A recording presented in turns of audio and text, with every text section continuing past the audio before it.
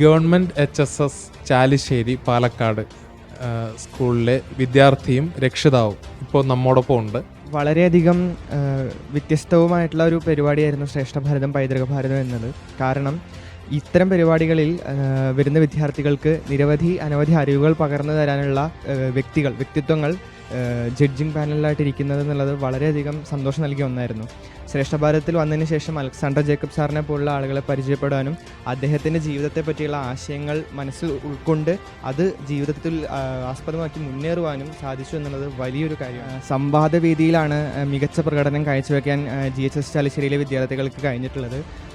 3 വിഷയങ്ങളിലെ സംവാദത്തിലാണ് പങ്കെടുത്തത്.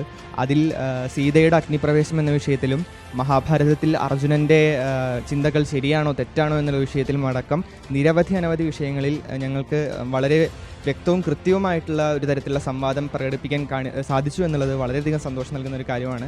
അത് ഞങ്ങളുടെ മികച്ച പ്രകടനമായി പലരും വിലയിരുത്തുകയും ഞങ്ങളുടെ അധ്യാപകർ ഞങ്ങളതിനെ അഭിനന്ദിക്കുകയും ചെയ്തിട്ടുണ്ടായിരുന്നു. ശ്രേഷ്ഠ ഭാരതം എന്ന പരിപാടി യഥാർത്ഥത്തിൽ കുട്ടികളെ മാത്രമല്ല ഇത് സന്തോഷിപ്പിച്ചിട്ടുള്ളത് എന്നുള്ളതാണ്.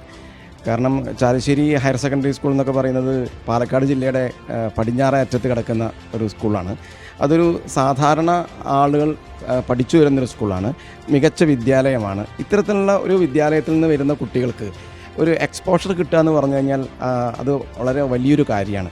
മാത്രമല്ല കുട്ടികളെ പുരാണവുമായി അടുപ്പിക്കാനും നമ്മുടെ എപ്പിക്കുമായിട്ടുള്ള കാര്യങ്ങൾ കൂടുതൽ അറിയാനും ചെറുപ്പത്തിൽ ചിലപ്പോൾ ഒരു പക്ഷേ അവർ വായിച്ചിട്ടുണ്ടാവാം.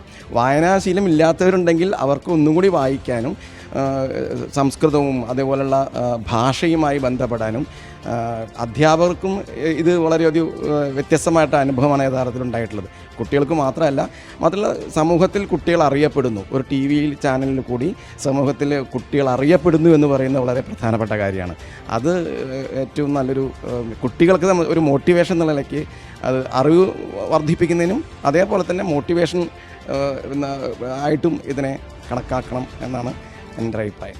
ഈ ശ്രേഷ്ഠ ഭാരതം പൈതൃക ഭാരതം എന്ന് പറയുന്ന പരിപാടിയിൽ പങ്കെടുക്കാനിടയായത് ഞങ്ങളുടെ സ്കൂളിലെ സംസ്കൃതം അധ്യാപകനായ പത്മനാഭ മാഷിൻ്റെ സഹായത്തോടു കൂടിയാണ്.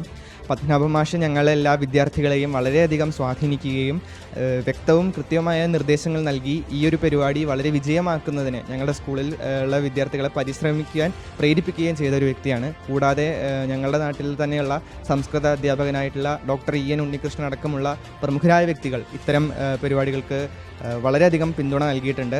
അതുകൊണ്ട് തന്നെ ഞങ്ങളുടെ സ്കൂളിൻ്റെ ഒരു പ്രശസ്തി എന്ന് പറയുന്നത് ഞങ്ങളുടെ സബ് ജില്ലയും കടന്നെല്ലാം വളരുവാൻ ശ്രേഷ്ഠ ഭാരതം പൈതൃക ഭാരതം എന്ന് പറയുന്ന ഈ പരിപാടി വളരെയധികം സഹായിച്ചിട്ടുണ്ട്.